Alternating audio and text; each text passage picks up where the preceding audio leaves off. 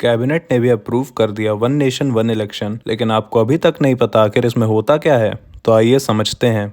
Committee का कहना है कि इंडिया में अलग अलग जगहों पर अलग अलग समय पर इलेक्शंस होते रहते हैं, तो क्यों ना अब लोकसभा, सारी state assemblies, municipalities and panchayat के इलेक्शन पूरे देश में साथ साथ करवाए जाएं। इसका मतलब अब आप नेशनल रिप्रेजेंटेटिव और स्टेट रिप्रेजेंटेटिव को साथ साथ वोट दे पाएंगे। मेरे हिसाब से वन नेशन वन इलेक्शन के 3 मेजर एडवांटेजेस हैं। पहला, बजट। दुनिया की सबसे बड़ी डेमोक्रेसी होने के साथ साथ हम लोग दुनिया के सबसे महंगे इलेक्शंस भी करवाते हैं। 60,000 करोड़ का खर्चा करवाया था पिछले बार। अगर स्टेट इलेक्शंस और जनरल इलेक्शंस साथ साथ करवाएं तो सीधे सीधे 2,000 करोड़ रुपए बचाए जा सकते हैं। दूसरा, अब जनता का सच में भला होगा।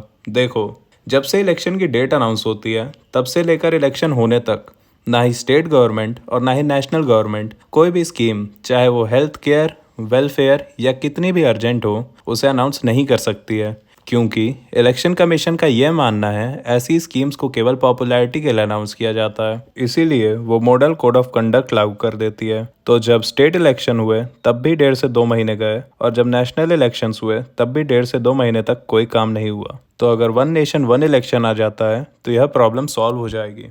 तीसरा, focusing on the main job. Maximum political parties के बड़े चेहरे हर टाइम कैंपेनिंग में ही लगे रहते हैं। इसके अलावा इलेक्शन ऑफिसर्स, दूसरे ऑफिसर्स, सिक्योरिटी पर्सन्स, टीचर्स, ये सभी इलेक्शंस ड्यूटी में ही लगे रहते हैं। अगर इसमें टाइम बचेगा तो वह अपने एक्चुअल जॉब में फोकस कर पाएंगे।